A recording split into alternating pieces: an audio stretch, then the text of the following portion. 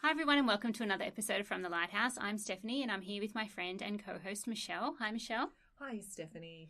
And today we're going to revisit the subject of our very first show. So this year, our very first show was the best of 2016. So we thought that we would continue in that new tradition and do a best of 2017 show. So we each selected 3 titles that we're going to talk about and we'll alternate. And I believe that neither of us have read the other's picks this year. Yeah, that's right. We had actually we there was a confluence, wasn't there? Yeah. Last year. I'd forgotten that, but no, this time we are strangers to each other's texts. Well, see, last year we were young and eager, and we read each other's texts. And this year, after a year's worth of podcasting, we are tired and old and jaded, and so we've been separated by our picks.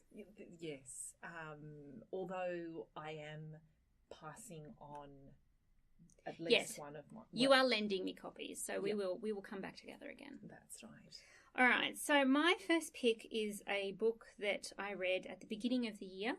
So I may not remember 100% of the details about the story, but it is something I really, really loved, and it has stayed in my head. And I read a lot, and the books that stay in my head, I know are good books because so much of it leaves my head. So the fact that this has stuck around since the beginning of the year is a good sign to me. And that's a book called All Grown Up by Jamie Attenberg. Jamie Attenberg's an American novelist. She is quite popular in America, but she hasn't, I think, quite had the crossover to Australia that I want her to have. So All Grown Up is quite a slim little book, and it's told quite episodically, or it doesn't really follow a chronological structure. It's about a 40-something protagonist, a single woman called Andrea. And it gives you little snippets of her life across the span of quite a few years. And the conceit of it, All Grown Up, is about how women's lives are kind of marked by all of these markers of growing up, marriage, babies, etc. So what happens if you're not married and you don't have babies? How do you define adulthood for a woman? And it's all about a single woman navigating the world, and she's an artist and she's trying to figure out what her life is in and amongst all her friends who are marrying off and having babies and so forth. And that sounds like a chick lit kind of proposition. Single girl takes on the world, but it is not at all like that. It is much more kind of literary. It is really thoughtful. It's got this really interesting, as I said, episodic structure. So you come kind of in and out of her life over different at different points. The voice changes, so usually sometimes we're in first person, sometimes we're in third person. There's a chapter in second person as well. So you kind of get a few different visions of Andrea's life. There are some kind of ongoing stories that you track, but because you see her at different points in her life, it's not necessarily like a chronological arc. It's much more episodic than that. It's really beautifully written. It's very clever. It's very thoughtful. I think any woman would relate to it a lot, I think, no matter kind of where they are in their life.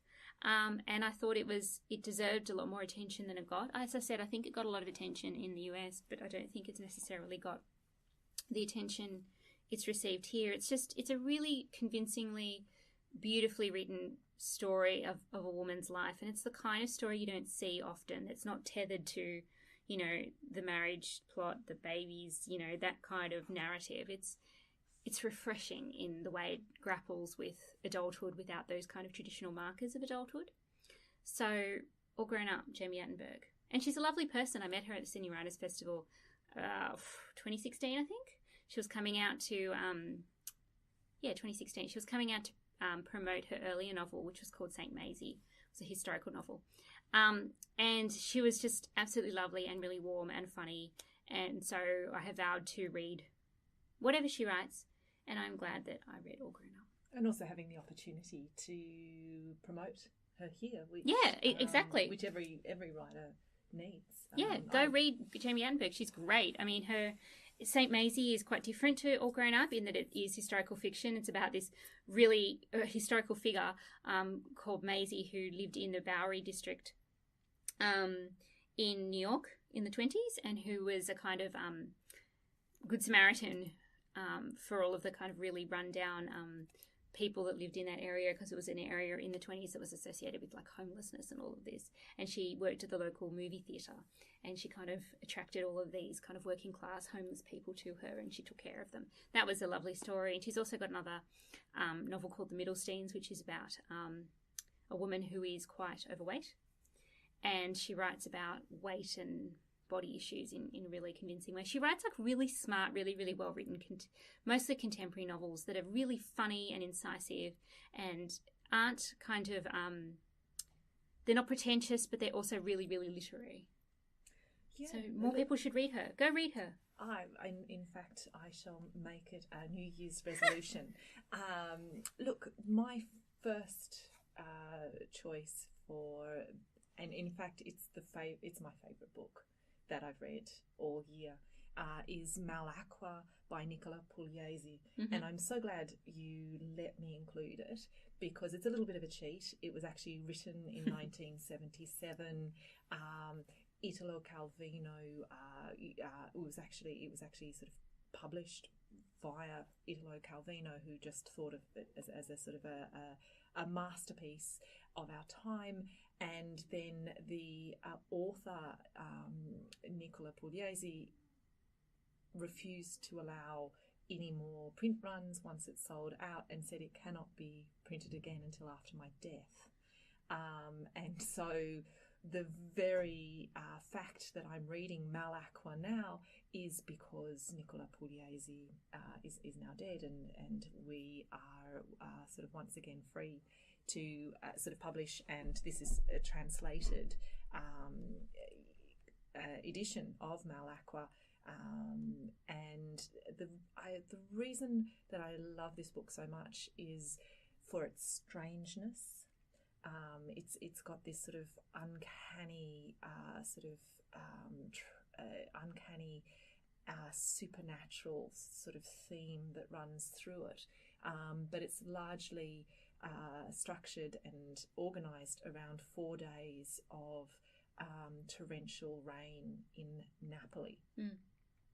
And the sense of claustrophobia through this sort of rain that right at the very beginning causes landslides, mudslides, people die, houses are buried, and you are taken through the story in this sort of blurred, seamless style of narration, where we sort of shift focalizers almost sort of without cue, in fact seamlessly, and so one moment we find ourselves in looking at things through the eyes of a town councillor. The next minute, a sort of a teenage girl, and then once again we return to the town councillor. And the thing is that on top of this sense of natural disaster, and it's very much linked to sort of a catastrophe of town planning and corruption, where because anything goes, anything can be built, because problems aren't dealt with, because sort of the human tragedy that occurs is largely dealt with by sweeping it under the carpet, by recourse to, this is Napoli, this is what happens, sort of making sure that the people who might be responsible aren't made to take responsibility.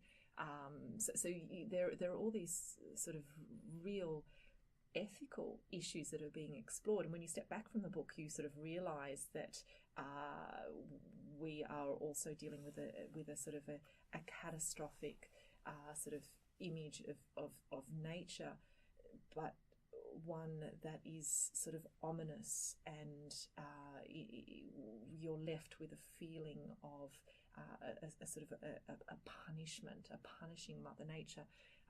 That sounds very apt for our times, doesn't it? Well, it does, and I think that these are sort of some of the the themes and the ideas that certainly give the text its power both today, but also in 1977. And I think just my favourite sort of moments in the book are this town with screaming and singing that they can't identify where it comes from. And so this poor counsellor is left to investigate this, so he has to enter into this terrifying sort of ruins of a building crushed by the mudslide, and only to discover that they're dolls.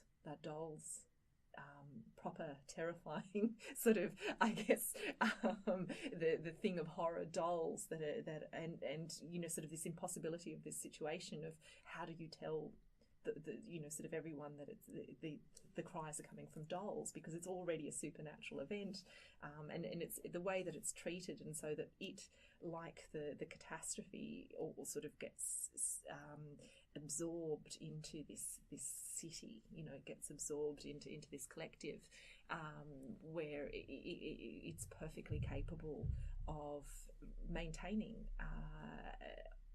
this sort of, I guess, this facade, even in the face of the supernatural, and so that I think I read for those moments where a story does what you can't expect it's going to do, and so the singing doll, and also the screaming dolls, and the coins, the singing the coins, just some magnificent moments that for me make this a book that I think I just want to read again and live with for quite some time.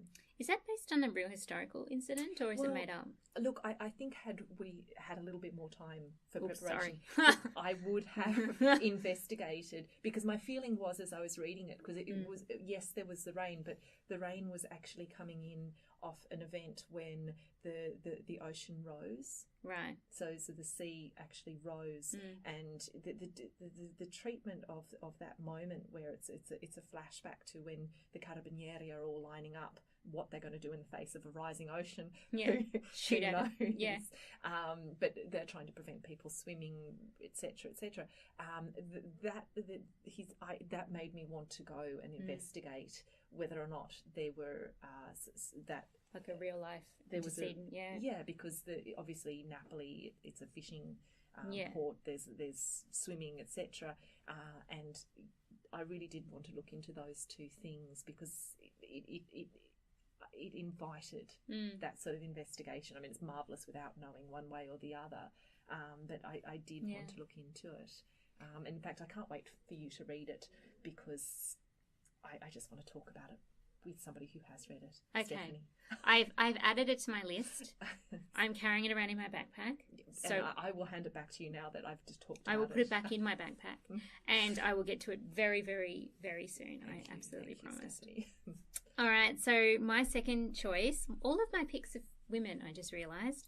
So another female novelist, another American novelist. It's The Animators by Kayla Ray Whitaker.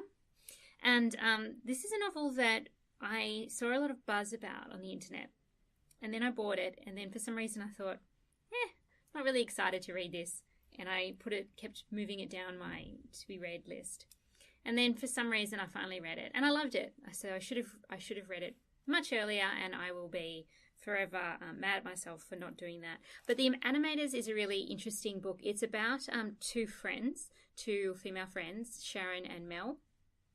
Sharon is more of a straight-laced, anxious kind of person. She's a bit more kind of, I suppose, less kind of settled in her personality than Mel, who is very, she's got a very troubled background, but she's very strident. She's, hard swearing, hard drinking, etc., drug taking. She's a bit more of a kind of loud, extroverted personality.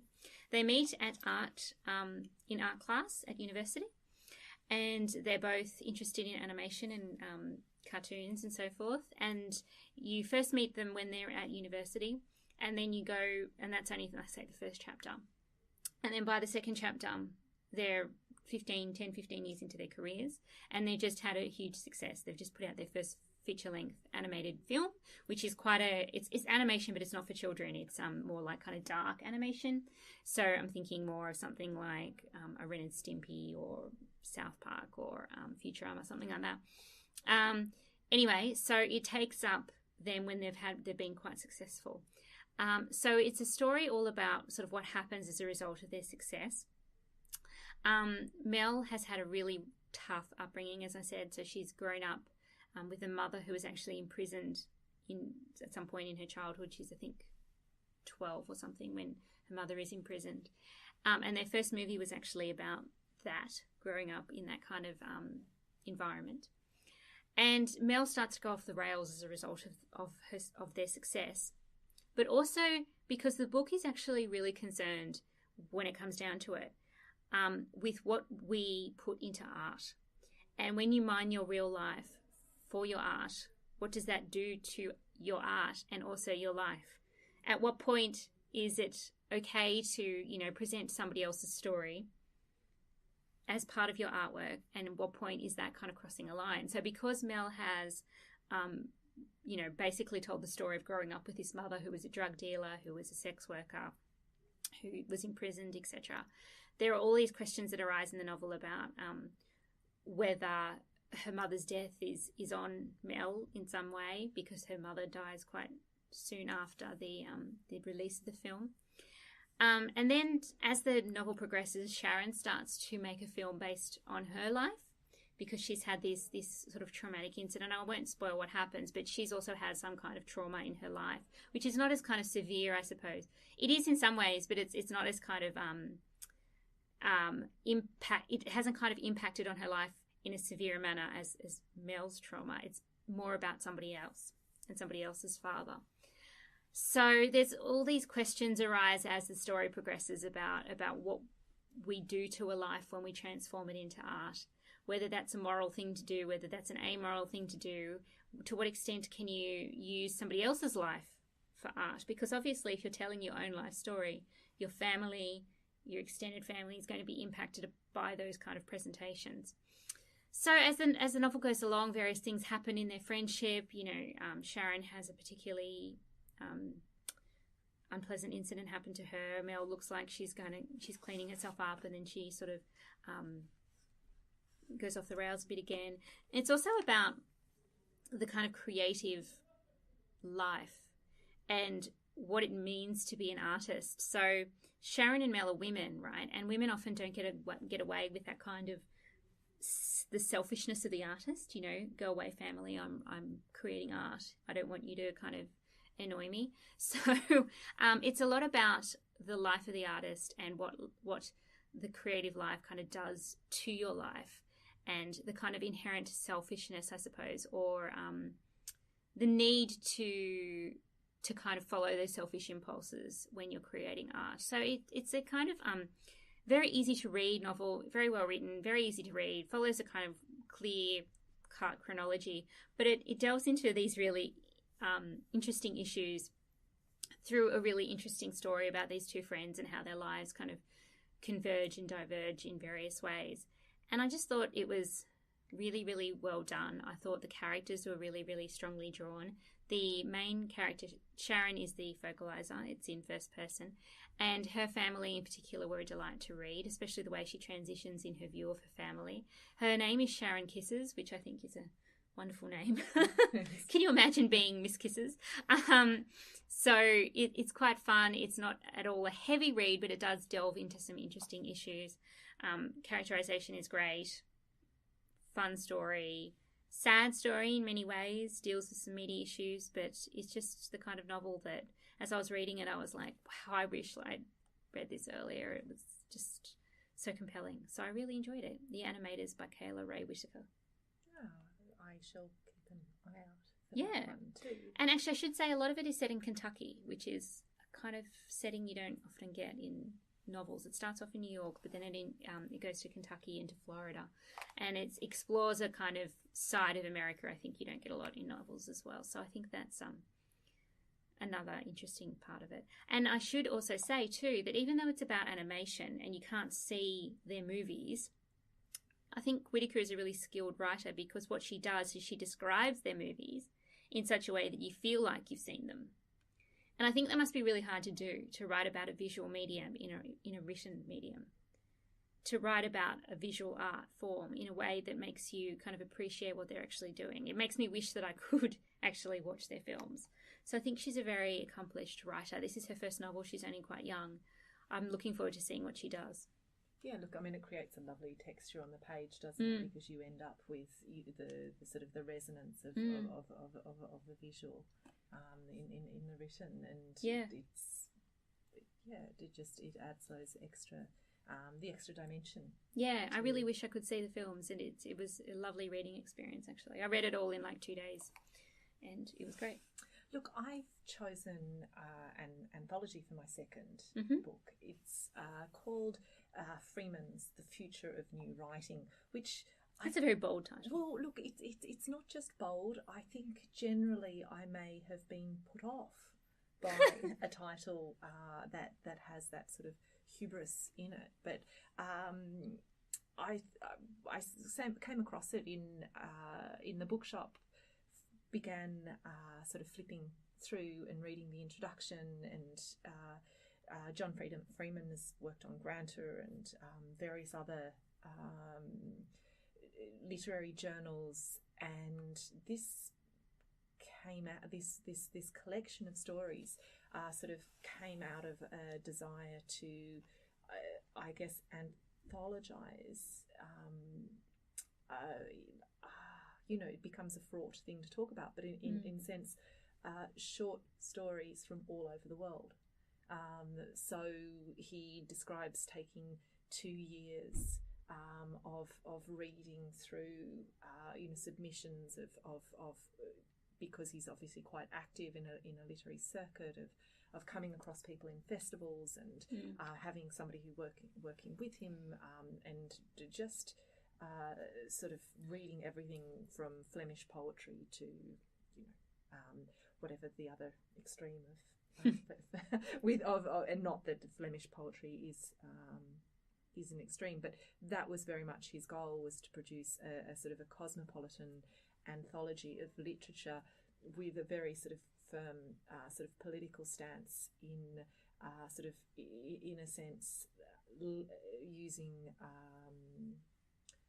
short story and literature to bring down that notion of the border, when with the increasing difficulty of people sort of moving around the world, he wanted a book that would bring stories from all over the world. And so for me, although I haven't read all of the stories yet because it has been an incredibly busy year, there's just some incredible stories, and it's fascinating reading them one by one, but also sort of as they sort of set up a dialogue between them.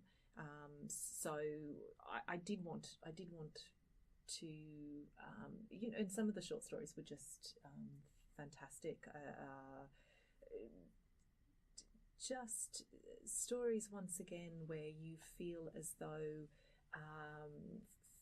for a moment you've forgotten everything you know, and you're in a completely sort of a different world, which is sort of that world of fiction. And I think the more that you read, the harder it is to get into that zone where you're not sort of saying, you've seen that, read that, done that, and so there is that desire just to read something that gives you a glimpse into something that you haven't seen before. And that's definitely the future of new writing, with just such an incredible selection of writers and he says it's not just sort of writers from all over the world, it's also from sort of young writers, old writers, sort of just an effort to bring together, I think, a collection of stories that wouldn't usually sort of occupy a single terrain. That sounds nice, because it's nice to get a kind of a broad range of subjects in a short story collection. I think that sometimes, like, I tend to read a lot of short story collections to by the same writer, and sometimes I can kind of lapse into a sameness in terms of theme and style, and so it's nice to have a kind of broader range of authors, so I'm sure you could find one that you like regardless of what your specific tastes are. Well, I think that was it, and also because the short story can do so much You know, like it can do so much, and in some sense, that's what this did. Was it just showed what a powerful medium it is. I love the short story, but I do find that a collection of all the one author can actually, it needs to be read a chapter here and there. I've always found, because there is just that sort of there's just that thread of sameness. I think that needs a break in order to experience the fullness of each story. Whereas with this one, you could turn a page and, you know, sort of 1 minute you're on the rooftop of a province in China, and the next minute you're on the shores of Sydney. So that, I mean, I guess that's geographical, but you know, in many respects, the form, you know, there's short fiction, longer short stories, you know, sort of semi-poetry, the whole shebang. Excellent. What a lovely suggestion. Thank you, Michelle. So my final suggestion is, or my final pick is The Power by Naomi Alderman. So this book actually won the Bailey's Prize for fiction. I can't remember if it's still the Bailey's Prize. It might be the Women's Prize now for fiction. So it was the winner in 2017. So The Power is a novel about what happens when the women of the world, so pretty much all women across the world, gain the ability to electrocute people. So it's a kind of dystopian speculative fiction thing. So there is a scientific explanation for it. It's this kind of latent ability that goes back to kind of our evolutionary, you know, pre-life as, you know, fish. So we have this kind of electrical charge that only women can tap into. And so what she's actually doing there is she's using a scientific concept to explore what would happen if power was reversed and women had the power in society. And so all of a sudden, women are able to, you know, physically overpower men. Women have that kind of ability to fight back. Women have the ability to, you know, take on people who are being aggressive and assaulting them and so forth. And they have this all of a sudden this unexpected physical power. So she turns and says, what would happen if the world, as we know it, power shifted into the hands of women?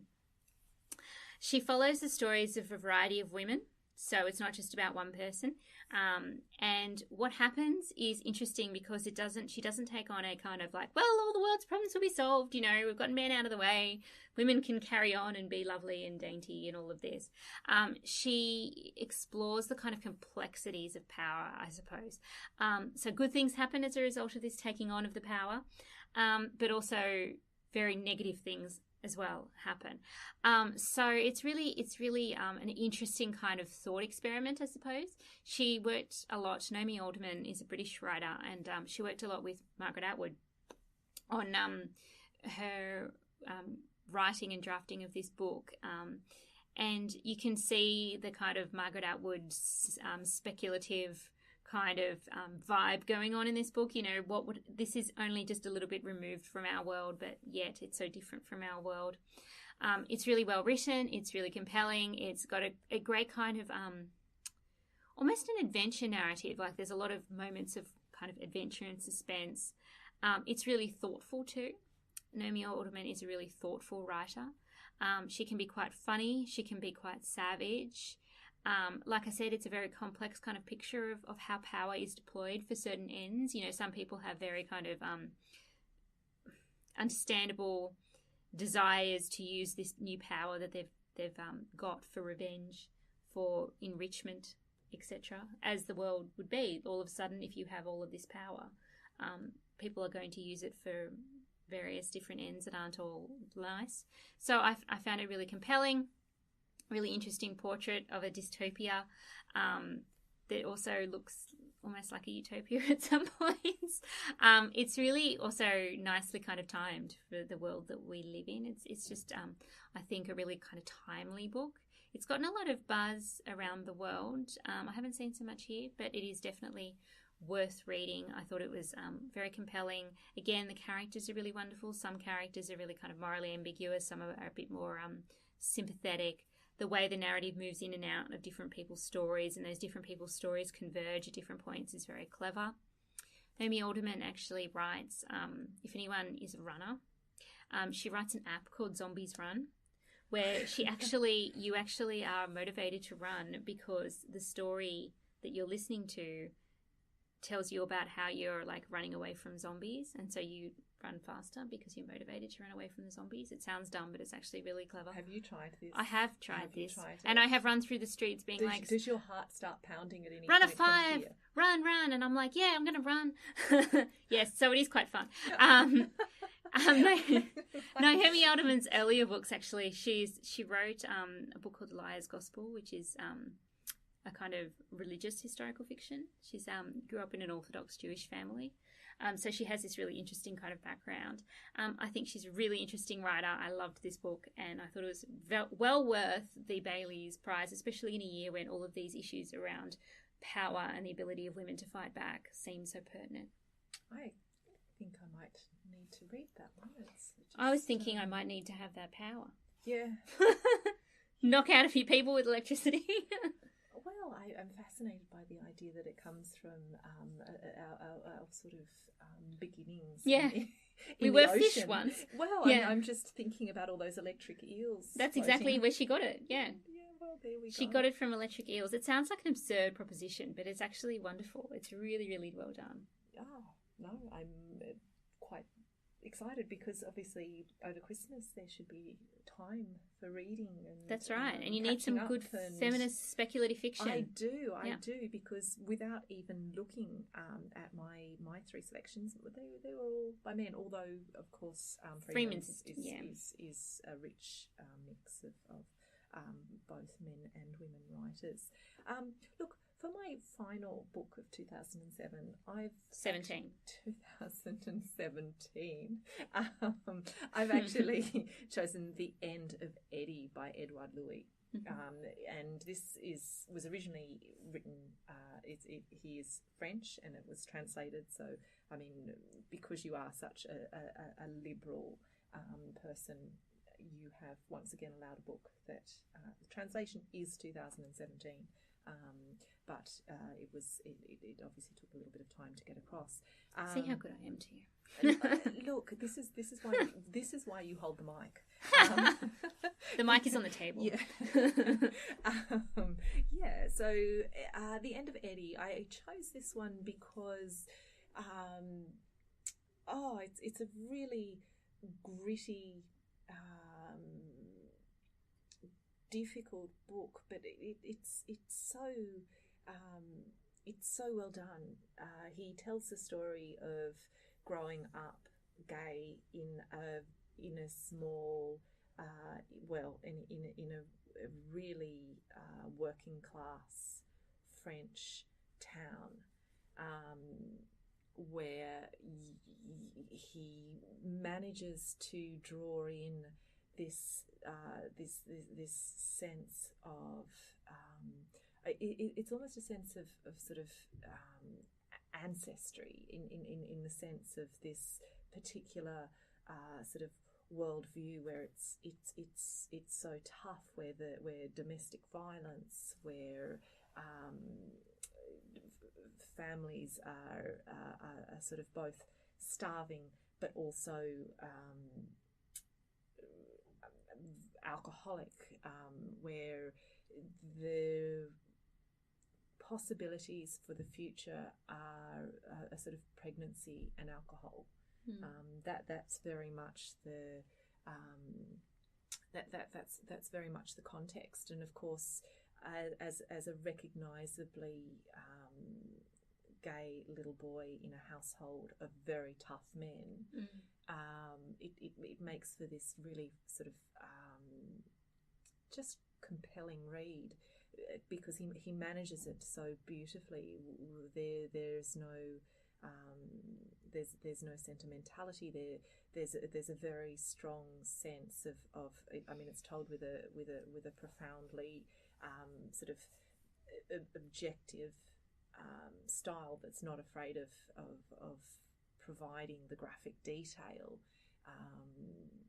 and it's his ability to draw in the events that manage to show sort of a family and a town who are of course, agents in this violent cycle, but who are also very much disenfranchised by a larger France, who or by a France of, you know, by middle class France. So you have a body that dies. Well, not a body. You have a dead body where the stench is just backing up in the street. You have you have incidents of brutal bullying. You have sort of exploits of sort of illicit sexual encounters. But all of the time that he does this, there's this immense control, and there is this sort of very there is something incredibly perceptive and incredibly I guess it's knowing in the way that in the way that Louis manages that older narrator, younger focalizer. That I think is that takes real skill, real finesse, and a real sort of sense of what the story is doing. And he manages to do that, because he certainly doesn't deliver up something where you think, well, he wanted pity, or he wanted this, or he wanted, because he does actually make it out in a sense. And I think, I can't remember which university in France. I think he's now. I think he's actually a philosopher. I think he's become a philosopher, or he's working on a treatise in philosophy. So you get this story of. I think you get a story where you don't feel as though you've been obliged to take a moral stand. That's refreshing. Yeah, and I think that's why. I read it, so it was at once compelling, but it didn't rely on sort of agitating the sort of it didn't rely on agitating the moral reader, and that I found really powerful. That sounds like a wonderful book. Can I borrow that as well? You absolutely can. See, we have enriched each other's reading lists as we have enriched the audience's reading lists. Are there any other books that you want to mention before we wrap up for our 2017 Year in Reading show? Look, I think if we'd not talked about Ali Smith's Autumn. Yes, that's true. I should say we both, I think, would have put Ali Smith's Autumn, Reservoir 13. Yeah, that's right. And certainly Lincoln and the Bardo. Actually, I think Lincoln and the Bardo is probably my favourite book of the year, but we talked about those so extensively in our Man Bookers shows, we thought it would be doubling up to talk about them here again. Yeah, I mean, I think I loved Lincoln and the Bardo. I love this. I think Malacqua for me is it's actually still number one. My number one. But I think had we not had that embargo on the books that we'd already discussed, then Reservoir 13, So in actual fact, we really did quite well, didn't we? We had a great year in reading. We did have a great year. It was a feast, and this is the marvelous thing about the podcast, because there's that sort of that effort to read contemporary literature all the time, because I absolutely have upped my reading of 2017 books, sort of 300-fold, thanks to you, Stephanie, because I can't imagine that I'd be in a position to sit here and talk about not just sort of the Booker Prize shortlist, but also various other 2017 texts. Well, I think I have reading FOMO, fear of missing out, because when I see a big book that's being discussed widely on the internet and amongst kind of reading circles, I have to read it. I can't. I feel like if I let it pass me by and I don't kind of catch a book on that ebb, I feel like the world is passing me by. So my reading FOMO has really propelled me to read a lot of new releases. But I've got so many to go that I wanted to get to. I've got Louise Erdrich's Future Home of the Living God, which I really want to get to. And so many other ones that have been released this year. I really, really want to get to The Wangs versus the World. I really want to get to others that I have completely forgotten about right at this moment. But so many still to read. So many good releases. Look, I have so much confidence in your ability to get through these between now and when we meet or also. But there's all the 2018 releases too. I'm really looking forward to this book released in 2018 by Meg Wolitzer. Can't wait for that. You have got a good few weeks, and I don't think that there is a list long enough that you can't get through. Oh, no, don't be silly. But if any publishers want to send us galleys of upcoming 2018 releases, you can do that. You know where to find us, from thelighthouse.org. Now I'm starting to beg for free books. I'm so shameless. That might be my New Year wish that comes true. That somebody sends us a free book. Yeah. We have such modest desires. Will somebody fulfill all of them? We do. Oh, wouldn't that be delightful? It would be delightful. I get sent academic books for free, but that's kind of not as fun. Anyway, so this has been our Best of 2017 show. Thank you to Michelle for bringing in 3 wonderful sounding books. Thank you, Stephanie. I'm hoping to get hold of some of the 3 that you described just sound. They live in my cupboard, so I will get them out for you. And here's to an even better reading 2018. How about that? Here. Thanks, guys. So this has been another episode of From the Lighthouse. If you could please rate and review us on Apple Podcasts, that would be really, really super helpful. And if you want to tell us about your favourite picks of 2017, you can leave us a comment at fromthelighthouse.org, or pop it in a Apple Podcast review, or send us an email and tell us about all the books that you liked reading over the last year. See you. Bye.